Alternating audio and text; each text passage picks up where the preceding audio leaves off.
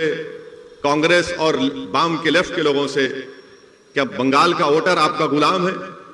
क्या आपकी बात को सुनेगा? बंगाल का वोटर जिसको चाहे वोट देगा, मुझे देगा या नहीं देगा, मगर आप कब से बोलना शुरू कर दिए कि नहीं आओ। मेरे अजीज दोस्तों, मेरी इज्जतदार मां और बहनों, 70 साल से आप लोगों ने कांग्रेस को वोट दिया, लेफ्ट फ्रंट को वोट दिया, 10 साल आपने टीएमसी को वोट दिया, और इन तीनों पार्टीज ने आपसे वोट लेकर यह कहा कि हम हिंदुत्व को रोकेंगे, हम आपका डेवलपमेंट करेंगे, हम आपसे इंसाफ करेंगे। मगर मैं आपको बता रहा हूं कि बंगाल के दलितों को और खास तौर से मुस्लिम अक़लियत को ना इंसाफ मिला, ना उनका डेवलपमेंट हुआ, ना ये लोग बंगाल में हिंदुत्व की तहजीब को या उसके पॉलिटिकल गलबे को रोक सके। ये इनकी नाकामी की वजह से हिंदुत्व आज बंगाल में आगे बढ़ रहा है। 70 साल से धोखा दिया और आपका वोट हासिल किया। मेरे अजीज दोस्तों और बुजुर्गों, ममता बनर्जी क्या कहती हैं कि मैं मुसलमानों की प्रोटेक्टर हूं। ममता बनर्जी हर जगह कहती हैं, अब इस इलेक्शन में नहीं बोल रही हैं, मगर हम ममता बनर्जी को बताना चाह रहे हैं, आप जरूर बंगाल के मुख्यमंत्री हैं, मगर हमारा प्रोटेक्टर तो सिर्फ अल्लाह ही रहेगा। आपके प्रोटेक्शन की जरूरत नहीं है। आपका काम यह है कि बहैसियत मुख्यमंत्री आपने भारत के संविधान के ऊपर ओथ लिया है, और ओथ जब आप लेती हैं, चाहे आप हो या नरेंद्र मोदी हो, इनका काम यह है कि भारत की और बंगाल की जनता से इंसाफ करें, जो ना आप किया है और ना मोदी ने किया है। दोनों ने इंसाफ नहीं किया है, दोनों ने इंसाफ नहीं किया है। और चौथी बात यह कि ममता बनर्जी ने मेरे आने से पहले, माशाल्लाह मैं शुक्रिया अदा करता हूं मैडम चीफ मिनिस्टर का, कि दूल्हे के आने से पहले उन्होंने दूल्हे के बारे में बात करना शुरू कर दी। हर जगह टीवी चैनल पर, जलसे में, बहुत अच्छा है, आप बोलिए जरूर, क्योंकि मुझे मालूम है कि आपके दिमाग में असदुद्दीन ओवैसी आपको दर्द पहुंचा रहा है, इसलिए ममता बनर्जी बोल रही है। हम ममता बनर्जी से, टीएमसी से पूछना चाहते हैं, 10 साल से आपको सत्ता मिली बंगाल में, आपने अभी अपने पार्टी का इलेक्शन मैनिफेस्टो रिलीज किया। इलेक्शन मैनिफेस्टो में एक वर्ड नहीं है मुस्लिम, एक वर्ड नहीं है, और आप उसमें लिखते भी नहीं है कि आपने 10 साल में मुस्लिम माइनॉरिटीज के लिए क्या किया, आपने मुस्लिम माइनॉरिटीज के लिए कौन सा काम किया, बताइए ना, वो भी नहीं बताते आप। और फिर आप ये भी बोलते हैं कि मैं, ममता बनर्जी ये भी कहती हैं कि मैं माइनॉरिटी की मिनिस्टर भी हूं, वो पोस्ट मेरे पास है। तो बताइए ना आपने क्या किया, कुछ तो किया होगा ना आपने, तो बताइए आपने क्या किया। मेरे अजीज दोस्तों और बुजुर्गों, मेरी इज्जतदार मां और बहनों, 10 साल आपने टीएमसी को वोट दिया, उससे पहले 30-31 साल लेफ्ट को, उससे पहले कांग्रेस को आपने वोट दिया। मैं आज आपके सामने सिर्फ कम से कम वक्त में चंद बातें बताकर यहां से रुखसत हो जाऊंगा, क्योंकि अब तो जलसा पहला हुआ है, इंशाल्लाह बहुत होंगे, अब यहां से जलसे होंगे इंशाल्लाह ताला। मैडम चीफ मिनिस्टर कुछ नहीं बता सकती हैं। मैडम चीफ मिनिस्टर क्या दिखाती हैं? मुसलमानों के ईद के दिन आकर सर पे अपने पल्ले सर पे ओढ़ के ऐसा दुआ करते, और आप लोग क्या करते? ओ, उससे पेट भरता, उससे नौकरी मिलती, बच्चों को स्कूल मिलता, अस्पताल मिलता, पुलिस से जुल्म का खात्मा होता। मगर ये इनका ड्रामा, सर पे ओढ़ो, हाथ उठाओ, अल्लाहू अकबर, ये नाटक है। ये नाटक कब तक चलता रहेगा? अच्छा, अब आप खुद, मैं आपको बता रहा हूं, मैं ममता बनर्जी से, चीफ मिनिस्टर बंगाल से, ये लेफ्ट फ्रंट के लोगों से, और कांग्रेस, ये लेफ्ट फ्रंट कांग्रेस तो इनका आखिरी इलेक्शन है, इसके बाद खत्म ही हो जाने वाले हैं, नहीं रहने वाले हैं। ये इनसे मैं पूछना चाह रहा हूं, बंगाल में आप ये बताइए कि क्या ये बात सच नहीं है कि बंगाल में 15% मुसलमान बच्चे जिनकी उम्र 6 साल और 14 साल की है, वो स्कूल के बाहर है। 6 और 14 साल की उम्र के बच्चे 15% स्कूल के बाहर है। क्यों नहीं डाले उनको स्कूल में? आपने रोका था क्या आपको? ठीक है, मैं गद्दार हूं, चलिए मान लिया मैं गद्दार हूं, मैं सब कुछ हूं, मगर आप स्कूल में क्यों नहीं स्कूल नहीं बनाए? ये गवर्नमेंट का डेटा है, मेरा नहीं है। 6 और 14 साल की उम्र के 15% मुस्लिम बच्चे स्कूल के बाहर हैं। आपको मालूम यूपी और बिहार के बाद सबसे ज्यादा मुसलमान बच्चे आउट ऑफ स्कूल कहां पर है? बंगाल में। बंगाल में ये क्यों नहीं किया आपने? मैं रोका क्या आपको? आप स्कूल खोल देते। 30 साल लेफ्ट की हुकूमत, उससे पहले कांग्रेस की हुकूमत, 10 साल से टीएमसी की सरकार, किसने रोका था आपको स्कूल खोलने से? क्या यह बात सच नहीं है कि जितने सेकेंडरी और हायर स्कूल हैं वो मुर्शिदाबाद में, मालदा में, दिनाजपुर में नहीं है? क्यों नहीं है? क्योंकि यहां पर बड़ी तादाद में मुस्लिम माइनॉरिटी रहती है। कहां पर ये स्कूल ज्यादा है? दार्जिलिंग में है, बंकुरा में है। आप बताइए फिर ये क्यों, आप यहां क्यों नहीं खोलते? आप यहां पर खोलना चाहिए ना जहां पर जरूरत है। मगर नहीं, ममता बनर्जी बोलेंगे वो इसी गद्दार है, लेफ्ट कांग्रेस बोलेंगे बी टीम है। अरे मैं सब कुछ हूं बाबा, तुमने स्कूल क्यों नहीं खोला? इनके पास इसका कोई जवाब नहीं है। अच्छा, आपको मालूम कि मुर्शिदाबाद जिले में 50% स्कूल के बच्चों को मिड डे मील स्कीम नहीं मिलता। अब तो खैर कोविड से स्कूल बंद है, मगर 2019 से क्यों नहीं देते आप मिड डे मील स्कीम? बच्चों को स्कूल में खाना दिया जाता है पूरे भारत में। 50% स्कूल्स में मुर्शिदाबाद में मिड डे मील स्कीम नहीं दिया जाता। क्यों नहीं दिया जाता? ठीक है ममता दीदी, मैं गद्दार हूं, मानता हूं कांग्रेस लेफ्ट वालों में भी टीम हूं, बताओ फिर तुम स्कूल में खाना क्यों नहीं देते? ये तुम्हारा डेटा है, मेरा नहीं है। और फिर लेफ्ट के लोग बोलते हैं मुसलमान को जमीन दिए। 3/4 Muslims of Bengal have no land, जमीन नहीं दिए और झूठ बोलते हैं मेरे अजीज दोस्तों और बुजुर्गों।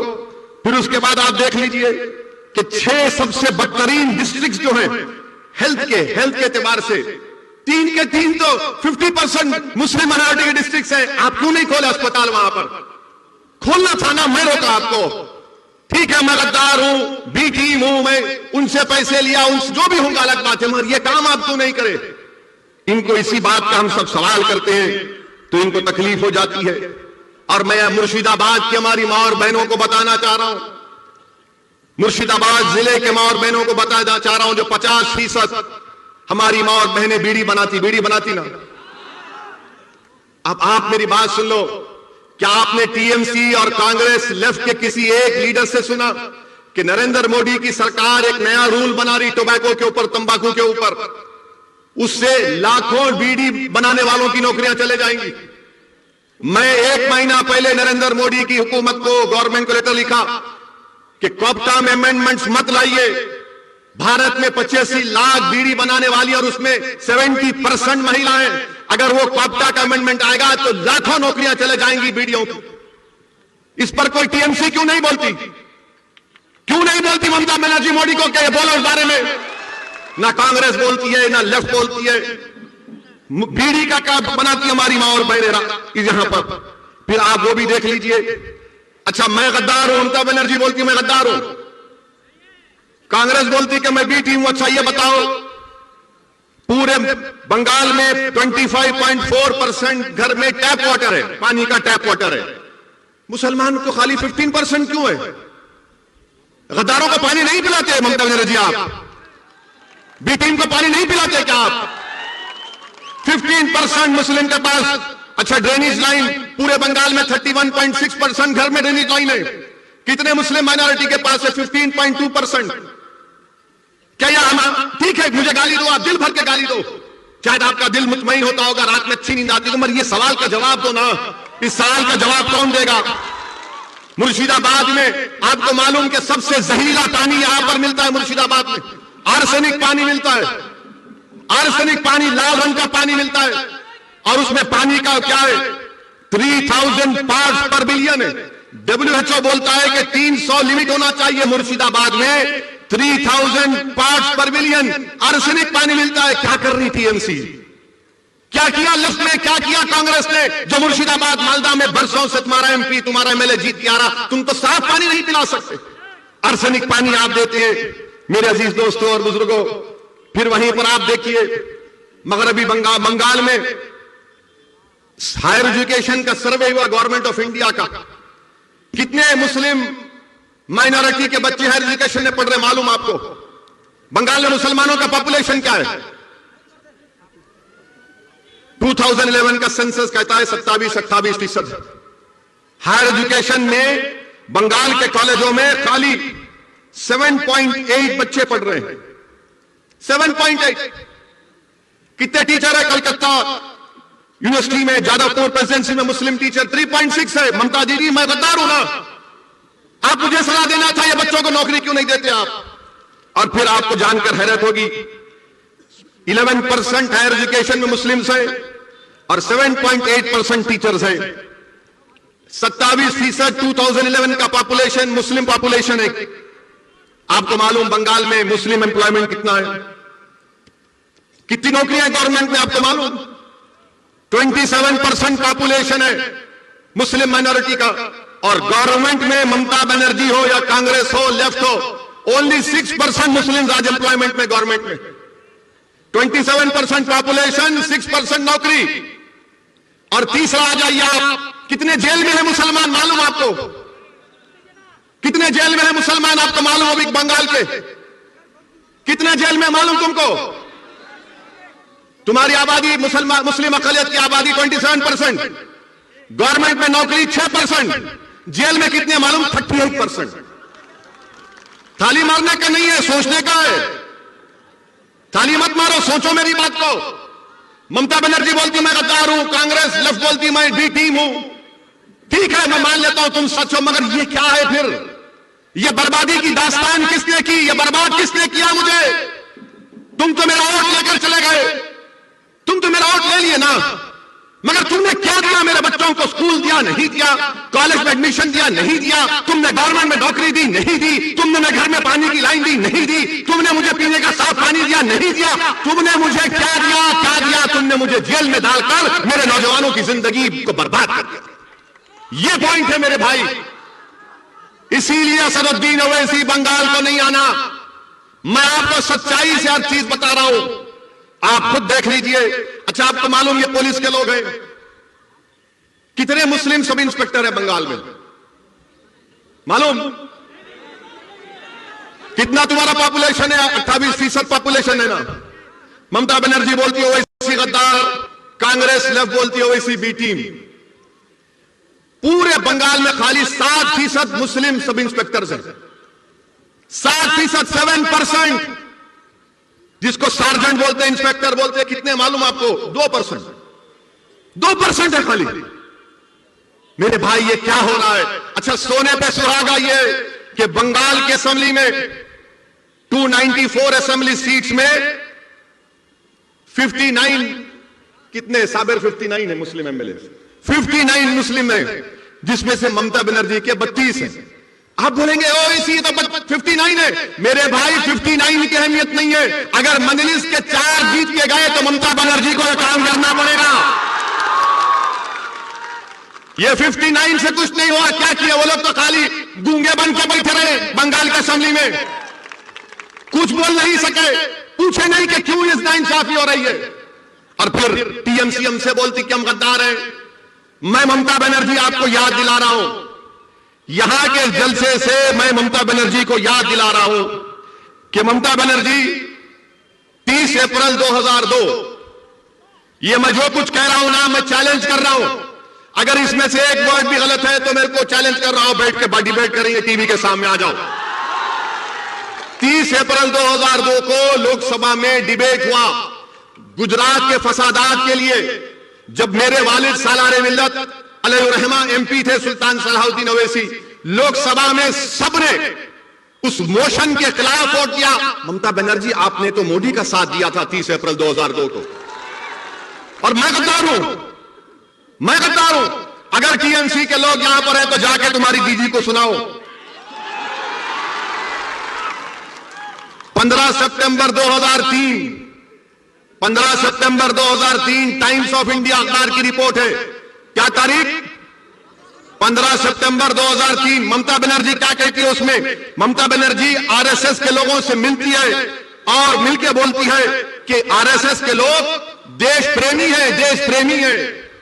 और ममता बनर्जी बोलती है उनको कि अगर तुम 1% मेरा साथ दिए तो मैं बंगाल की पूरे मुकद्दर को चेंज कर दूंगी। ममता बनर्जी, तुमने तो 2003 में आरएसएस से हाथ मिला लिया था और आज तुम असदुद्दीन ओवैसी को गद्दार कहती हो। क्या बात है ये? 2003 का 15 सितंबर 2003 का। अच्छा, फिर ममता बनर्जी 2019 का पार्लियामेंट इलेक्शन हुआ, पार्लियामेंट के चुनाव में आप बताइए कि आपने बीजेपी को वोट दिया? कितनों ने बीजेपी को वोट नहीं दिया? हाथ उठाओ। शर्मा ने, डरना नहीं। कितने टीएमसी को वोट दिया? डरो भाई, उठाओ, कोई बात नहीं। अच्छा, 18 बीजेपी कैसा जीत गई? 18 बीजेपी कैसा जीत गई बंगाल से? मैं तो नहीं था ना, गद्दार तो नहीं था, बी टीम भी नहीं थी, तो बीजेपी मोदी 18 कैसे जीत गया? टीएमसी का ममता का वोटर मोदी के वोट में बैठ के चाय पी रहा है। और ममता बनर्जी, टीएमसी, लेफ्ट, कांग्रेस हमको गद्दार, बी टीम, क्या क्या गाली देते थे। अच्छा, फिर रिजल्ट आया तो ममता बनर्जी ने क्या कहा था? मीडिया ने जाकर ममता बनर्जी से क्या पूछा? ए दीदी, बीजेपी इतना जीत गई, क्या मुस्लिम की वजह से हुआ? मीडिया को भी शौक खाली मुसलमान से है। तो ममता बनर्जी ने क्या कहा कि हां, गाय दूध देती है तो कभी गाय लात भी मारती है। कहा था ना? मेरे पर जवाब दो, तुम इंसान हो, तुम गाय हो? अगर कोई बंगाल का मुसलमान है, वो इंसान है या गाय है? तुम इंसान हो या गाय हो? जोर से बोलो, तुम इंसान हो या गाय हो? तुम 2 टांग के हो या 4 टांग के हो? तो किसने अख्तियार दिया मुख्यमंत्री को कहने के लिए तुम 4 टांग की गाय है? किसने दिया बताओ? टीटू मीर तो जमींदारों ने मुसलमानों पर टैक्स लगा दिया कि जो दाढ़ी छोड़ेगा उस पर टैक्स। तो एक इलाका है नरकल बिराई बोलते ना, नारकल बिराई में टीटू मीर थे। तो टीटू मीर ने कहा कि हम जमींदारों को दाढ़ी छोड़ने पर टैक्स नहीं देंगे। तो टीटू मीर ने एक किला बनाया जिसको बंसर कला बोलते हैं, बंसर कल्ला बोलते हैं। टीटू मीर ने बनाया और टीटू मीर ने उन जमींदारों और अंग्रेजों के खिलाफ जिहाद किया था ना। आज असदुद्दीन ओवैसी आपको बोलने आया कि आपको ना जिहाद करने की जरूरत है, ना हथियार उठाने की जरूरत है, आपको सिर्फ भारत के संविधान को समझकर अपने हक के लिए लड़ने की जरूरत है। उस जमाने में जमींदार थे और अंग्रेज थे, वो तो जमींदार अंग्रेज चले गए, अब नए जमींदार आ गए। एक जमींदार टीएमसी, एक जमींदार मोदी, एक जमींदार कांग्रेस, एक जमींदार लेफ्ट।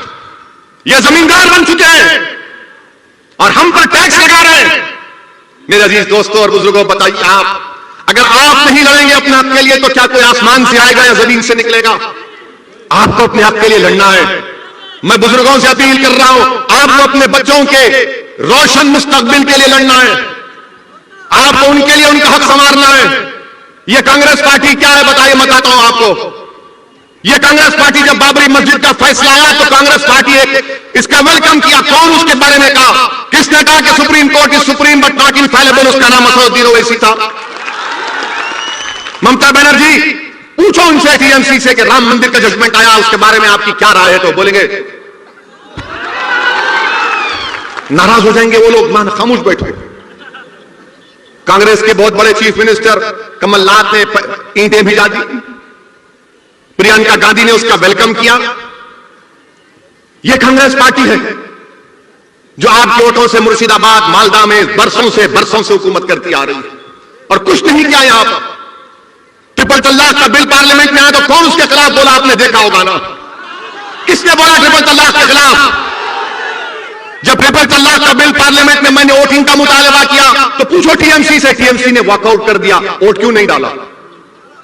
वॉकआउट किया। वोट डालना था, बताना था मोदी को कि तुम्हारे खिलाफ वोट दे रहे हैं। हम खाली 2 एमपी हैं लोकसभा में, मगर मोदी के 300 एमपी के सामने उसके खिलाफ बोलते, वोट भी डालते उसके खिलाफ। ममता बनर्जी का एक चेहरा लोकसभा में, एक चेहरा बंगाल में, एक चेहरा लोकसभा में। उनके एमपी बड़ी बड़ी अच्छी अंग्रेजी में बड़ी बड़ी तकरीर कर लेते, मगर सिटीजन अमेंडमेंट बिल आया तो 8 एमपी नहीं थे, 8 एमपी नहीं थे। किसने सारी दुनिया के सामने बता दिया कि CAA का कानून भारत के संविधान के खिलाफ है, और मैंने सारी दुनिया के सामने मोदी के और उसके 3 एमपी के सामने उस कानून को पार कर बता दिया काला कानून है।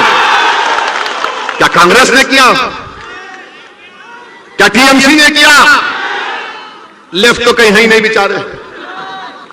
ये कांग्रेस और लेफ्ट तो वो मेडिकल शॉप में जब जाते हैं दवा लेने के लिए, तो दवा के नीचे ऊपर लिखा होता कि कब बनी, date of manufacture, date of expiry.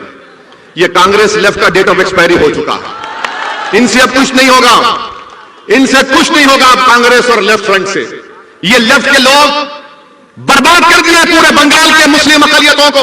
अगर आज बंगाल में मुसलमान परेशान हैं तो लेफ्ट की वजह से इन्होंने बर्बाद कर दिया हर चीज। कुछ नहीं किया, कुछ नहीं किया। सिर्फ कार्ल मार्क्स, लेनिन क्या बातें की, इनकलाब आएगा, इनकलाब। अरे काहे का इनकलाब? मेरा घर बर्बाद हो गया, मेरे बच्चे को नौकरी नहीं मिली, मेरे घर में चिराग नहीं है, और तुम इनकलाब की बातें करते हो। कितना धोखा दिया तुमने 30 साल में। मेरे भाई याद रखो, मेरी जिंदगी कब तक है अल्लाह जानता है, मगर मैं आपसे कह रहा हूं, जब तक आप सियासी तौर पर मुत्तहिद नहीं होंगे, जब तक आप सिर्फ वोट डालने वाले के साथ साथ वोट लेने वाले नहीं बनेंगे, आपके मसाइल नहीं हल होंगे, आपके प्रॉब्लम्स नहीं सॉल्व होंगे, आपके प्रॉब्लम्स नहीं सॉल्व होने वाले। मेरी बात को याद रखो। आप हो सकता है कि किसी को मेरी बात गलत दिख रही होगी, मगर आपके प्रॉब्लम नहीं सॉल्व होंगे, आपके मुश्किलात का खात्मा नहीं होगा, आपके बच्चे जेलों में सड़ते रहेंगे, उनकी जवानी बर्बाद हो जाएगी, हमको गवर्नमेंट में नौकरियां नहीं मिलेंगी। ये तो कॉन्स्टिट्यूशनल राइट है ना, हमारे संविधान में right to equality fundamental right है, हमारे कॉन्स्टिट्यूशन में liberty, equality, fraternity, justice Baba Saheb Ambedkar ने प्रियम्बल में लिखी। तो बताओ क्या कांग्रेस ने किया, क्या लेफ्ट ने किया, क्या ममता ने किया, क्या मोदी कर रहे हैं? कोई नहीं कर रहा है। मेरे अजीज दोस्तों और बुजुर्गों, इसीलिए मैं आपसे अपील कर रहा हूं कि आपने सबको वोट दिया है, एक मर्तबा मजलिस इत्तेहादुल मुस्लिमीन का साथ देकर देखो, एक मर्तबा साथ देकर देखो। मैं आपसे वादा कर रहा हूं कि इंशाअल्लाह ताला जो काम 70 साल में नहीं हुए, वो काम हम इंशाअल्लाह ताला 5 साल में करवा के आपको दिखाएंगे इंशाअल्लाह। मेरी ये कोशिश है, मेरे मजलिस के साथियों की कोशिश है, आपकी दुआओं का मैं मोहताज हूं, आपके दुआओं का मोहताज हूं सिर्फ मैं। आप सिर्फ दुआ करो हमारे लिए, हम अपनी कोशिश और जस्तजू और कुर्बानियों को जारी रखेंगे। और जहां तक सवाल है नरेंद्र मोदी का, माशाअल्लाह क्या बोल सकते। बांग्लादेश नरेंद्र मोदी गए, कल जाकर बोल दिया, कल जाकर नरेंद्र हमारे प्रधानमंत्री ने कहा कि मैंने भी सत्याग्रह किया था बांग्लादेश में। क्या बात है, देखो हमको नहीं मालूम था प्राइम मिनिस्टर कि आपने सत्याग्रह किया था। जो आपके बारे में किताब लिखी है उसमें तो कहीं नहीं मिला कि आपने बांग्लादेश के लिए सत्याग्रह किया था। मगर मोदी जी बोल दिए। मगर मोदी जी, अगर आपने बांग्लादेश के लिए सत्याग्रह किया तो मुर्शिदाबाद के बसने वाले मुस्लिम अकलियत को आप बांग्लादेशी क्यों बोलते हैं? बोलते हैं ना, दीमक भी बोलते हैं। मगर बांग्लादेश को बनाने के लिए आपने सत्याग्रह किया तो हमको क्यों गाली दे रहे? फिर आप हैदराबाद में बल्दिया का इलेक्शन हुआ तो बीजेपी बोली हैदराबाद में ओवैसी के कॉन्स्टिट्यूंसी में बांग्लादेशी है। वो बांग्लादेशी नहीं थे, वो बंगाल के सोने का कारकोप का काम करने वाले काबिल लोग बसते मेरी कॉन्स्टिट्यूंसी में, उनको बांग्लादेशी बोल दिए। CAA का कानून नरेंद्र मोदी लाए। CAA का कानून आसाम में मोदी CAA की बात नहीं कर रहे, मोदी और अमित शाह बंगाल में, यहां पर असेंबली इलेक्शन में CAA की बात कर रहे हैं। आसाम में नहीं कर रहे, हम यहां कर रहे हैं। मैं आपको बता रहा हूं, ममता बनर्जी की TMC पार्टी, चीफ मिनिस्टर की पार्टी बीजेपी को नहीं रोक पाई, तो कैसे CAA को रोक पाएगी? कैसे रोक पाएगी CAA को? यह आपको सोचना है मेरे अजीज दोस्तों और बुजुर्गों। नरेंद्र मोदी जब से भारत के वजीर आजम बने उस वक्त से पहली तकरीर नरेंद्र मोदी ने की और कहा, क्या कहा कि हमको सत्ता मिली 1200 साल की गुलामी के बाद। नरेंद्र मोदी जी, इस मुल्क में गुलामी तो अंग्रेजों ने की 200-250 साल की, मगर 1200 साल की गुलामी क्या है? क्या सिराजुद्दौला भी गद्दार थे? मोदी जी बताओ आप, क्या सिराजुद्दौला जो जंग लड़े अंग्रेजों के खिलाफ, क्या था वो? मेरे अजीज दोस्तों और बुजुर्गों, ये बीजेपी का असली चेहरा है। पूरे मुल्क में इतनी नफरत बीजेपी भर दी, कि एक बच्चा जिसका नाम मुसलमान है वो किसी मंदिर में जाकर पानी पीता है तो उसको पीटा जाता है, मारा जाता है। बताइए आप, अगर कोई गोश्त रखता है तो उसको मार दिया जाता है, नफरत फैलाती। कोई अगर मुसलमान है तो उसको कहा जाता है जिहादी है, कोई ट्राइबल है तो नक्सल कहा जाता है, कोई सेकुलर थिंकर है तो उसको एंटी नेशनल कहा जाता है। मेरे अजीज दोस्तों और बुजुर्गों, ये रात लंबी होने वाली है। मैं बार बार कह रहा हूं, ये रात बड़ी लंबी होने वाली है, याद रखो। अगर तुम इन तमाम सियासी पार्टियों पर भरोसा करोगे तो याद रखो नुकसान उठाओगे, नुकसान उठाओगे। मैं डराने के लिए नहीं कह रहा हूं। फिरका परस्ती इतनी बढ़ चुकी है, कितनी फिरका परस्ती बढ़ गई कि ममता बनर्जी इस इलेक्शन में आकर कहती है कि मैं हिंदू ब्राह्मण हूं।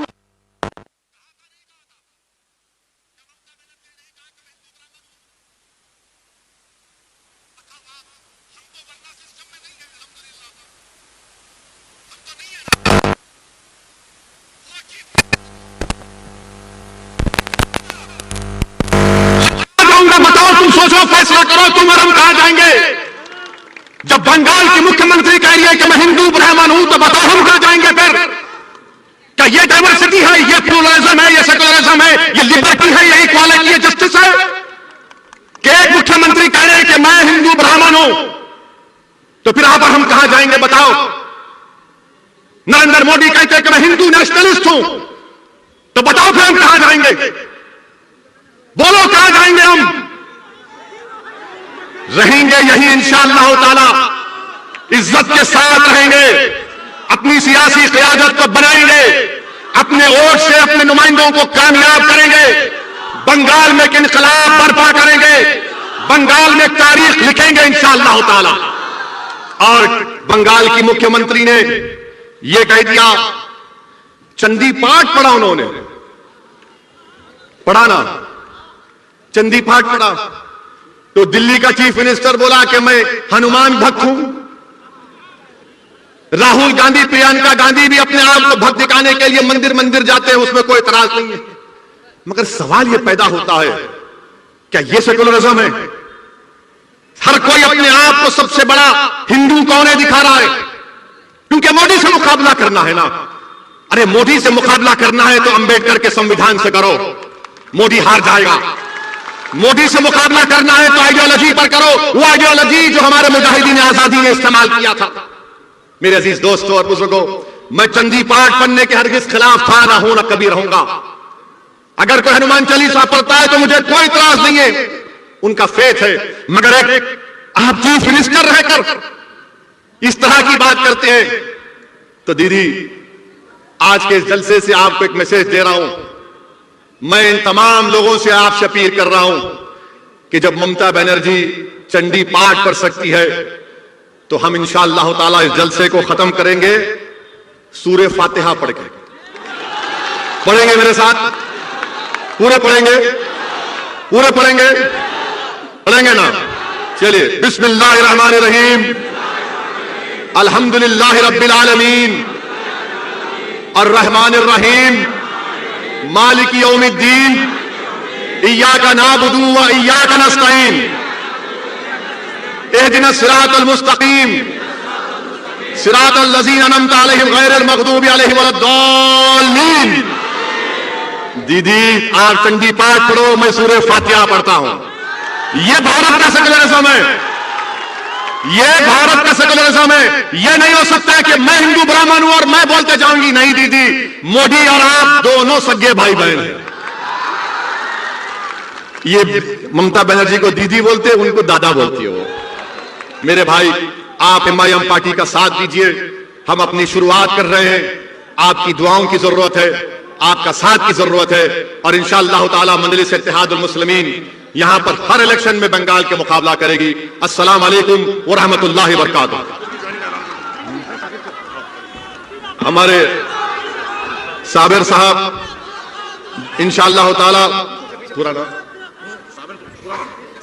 साबिर गफ्फार साहब आज से इंशाअल्लाह ताला मजलिस इत्तेहादुल मुस्लिमीन में शामिल हो रहे हैं। मैं इनको दिल की गहराइयों से इनको वेलकम करता हूं। और अल्लाह से दुआ करता हूं कि अल्लाह इनके फैसले में उनको कामयाबी दे। अस्सलाम वालेकुम।